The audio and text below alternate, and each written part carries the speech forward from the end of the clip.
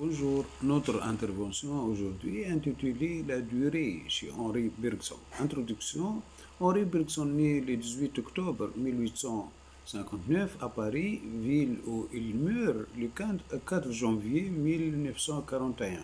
Il est un philosophe français. Parmi les ouvrages qu'on lui doit, les quatre principaux sont laissés sur les données immédiates, durée et simultanéité, est un livre de philosophe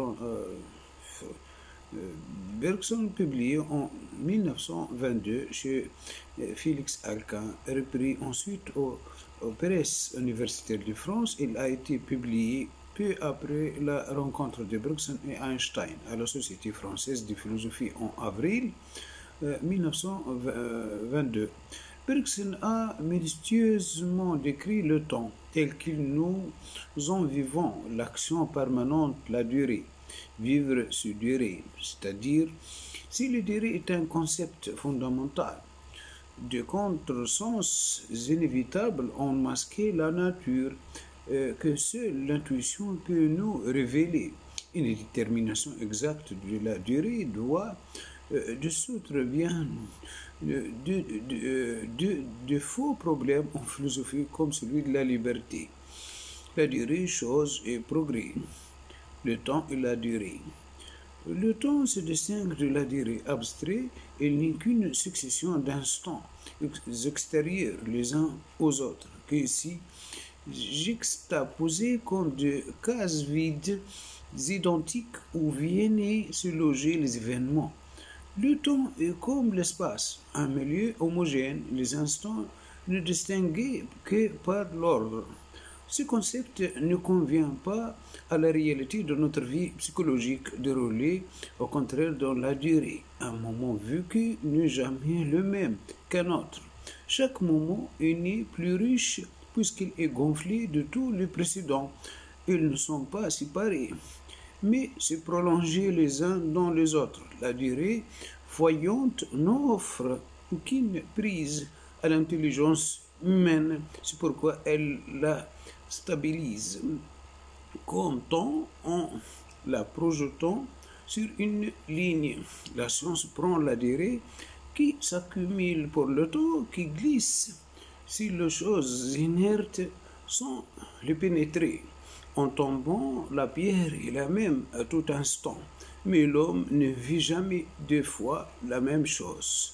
L'espace et le langage, c'est de l'espace qui s'inspire le concept de temps sur lequel le sens commun et la science s'appuyaient. Comprendre le temps, c'est le représenter par une ligne dans l'espace, car l'espace est un milieu homogène et extérieur qui symbolise notre action sur les choses. C'est le moyen que l'intelligence pragmatique se donne de quadriller l'entendu concrète pour la maîtriser.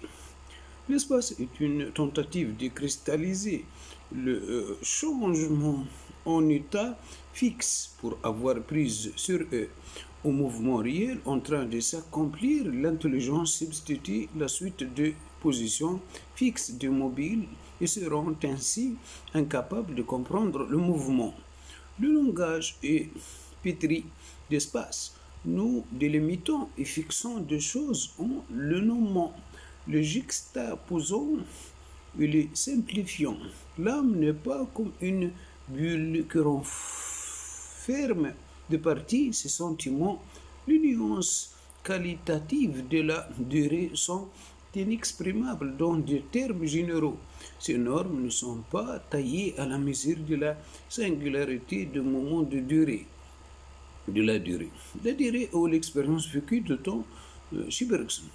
La philosophie de Bergson s'enracine dans l'expérience vécue du temps, c'est-à-dire de la durée. Cette expérience le conduira à proposer des idées éclairantes sur beaucoup de problèmes qui ont reçu des réponses divergentes à travers l'histoire de la philosophie. En cherchant à comprendre le temps qu'il vit, Bergson remarque certaines caractéristiques étonnantes. Le temps se présente d'abord comme durée. C'est un flux continu, un devenir irréversible, spontané, non répétitif, imprévisible, créatif et c'est un élan vital. Toute caractéristique qui ne se réduisait pas à celle de l'espace. Ce qu'il décrit ainsi est associé une donnée immédiate de la conscience. La durée pure, puisqu'il ne tient compte d'aucune donnée, aucune catégorie déterminée d'avance. Sa conscience coïncide avec ce qu'il perçoit. La durée est une présence de temps à la conscience, comme si le sujet, le moi profond, coïncidait avec l'objet. Le temps qui dure, il nommera l'intuition, cet acte qui lui permet de saisir comme de l'intérieur le temps comme durée. Or, cela est tout à fait conforme au sens commun et parfaitement à l'opposé de ce que nous présentait la science et la philosophie. On doit donc se demander pourquoi ils ont ainsi. La réponse de Brooks à cette question viendra de l'analyse qu'il fera de la démarche de Zénon, un philosophe présocratique. Au fond, sa démarche est semblable à celle de la science. Le raisonnement de Zénon est impeccable, mais qu'il est à l'encontre du sens commun. Zénon applique au temps et au mouvement les caractéristiques de l'espace, de l'étendue.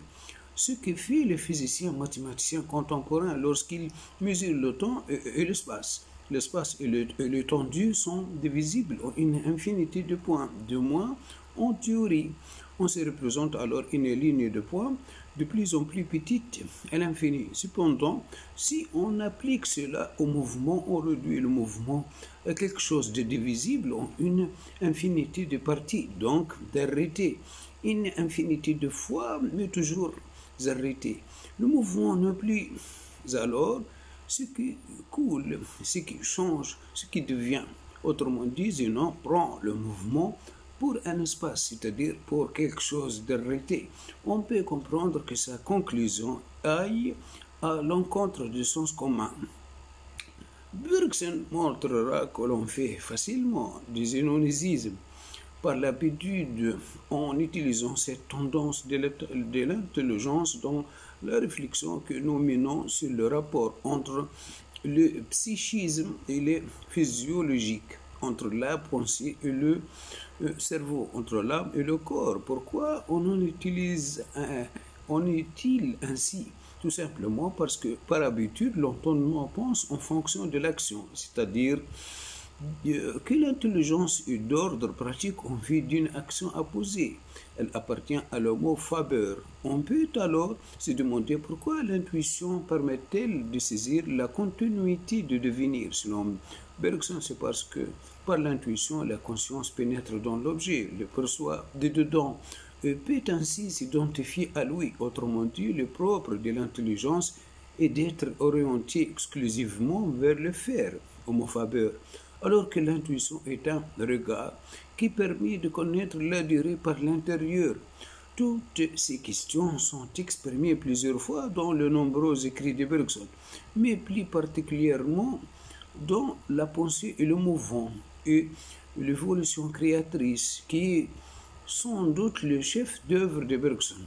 On peut donc comprendre que la réflexion de Bergson le conduit à présenter de vues nouvelles sur l'homme, en particulier sur le rôle de l'intelligence et de l'intuition, respectivement sur la nature de la liberté et celle de la vie. À ce sujet, on met en évidence une prise de position importante de Bergson concernant le domaine de la science et celui de la philosophie. Il distingue le domaine de la matière spatiale est rigide du domaine de la vie et de la conscience. Objet de la science, le premier domaine est subordonné à l'intelligence pratique. En conséquence, le philosophe qui cherche à répondre de la vie et de la conscience n'a qu'un seul recours, l'intuition. Cependant, les intuitions ne sont jamais en mesure de nous entraîner sur le terrain de la clarté et de la précision et du misérable. C'est pourquoi, en philosophie, toute démonstration demeure impossible. On conclut alors ainsi la seule chose que la philosophie puisse faire, c'est d'aider les autres à éprouver une intuition semblable à la sienne. Le problème de la liberté, le déterminisme, affirme qu'il n'existe pas d'acte libre, mais que tout acte est strictement réductible au jeu de causes intérieures. Comme tout mouvement, les auto-jets des atomes. C'est la doctrine naturelle de l'intelligence pour qui un acte qui n'aurait pas de cause est incompréhensible. Le déterminisme physique suppose que tout mouvement de la volonté est déterminé par un mouvement correspondant des atomes dans le cerveau. Le déterminisme psychologique suppose que toute volonté est déterminée nécessairement, qui connaîtrait parfaitement la vie et le caractère d'un homme, prévoirait infailliblement ses actions. C'est supposer que les états d'esprit, sentiments et pensées sont comparables à des atomes. C'est projeter la vie psychologique dans l'espace, c'est faire abstraction de la nature de la durée. La durée est l'action libre. Lorsqu'une alternative se présente, nous n'esquillons pas entre deux choix comme une balle est renvoyée d'un camp à l'autre. Nous prenons un parti, puis à l'autre. À chaque fois, notre décision évolue, s'enrichit, mûrit. Enfin, je ne suis plus le même après avoir pris un parti une fois déjà, puis l'autre. J'apprends et me souviens. L'acte s'accomplissant est gros de délibérations que l'ont précédé. Chaque acte de notre vie est gros de notre vie même. Pourtant, nous agissons souvent mécaniquement, comme si l'habitude agissait pour nous. Parfois, rarement, un acte exprime tout entier ma personne et mon histoire. Entre actes mécaniques et actes personnels s'entendaient tous les degrés de la liberté. Je m'enrichis de souvenirs. La totalité de mon histoire, c'est mon moi le plus profond. De lui émanait des actes libres comme sur le moi le plus superficiel, ricochet des effets mécaniques. Durer, c'est être un moi. Durer, c'est avoir une mémoire. Voilà, notre intervention est terminée, consacrée à la durée chez Henri Bergson. Merci bien de votre attention. Au revoir.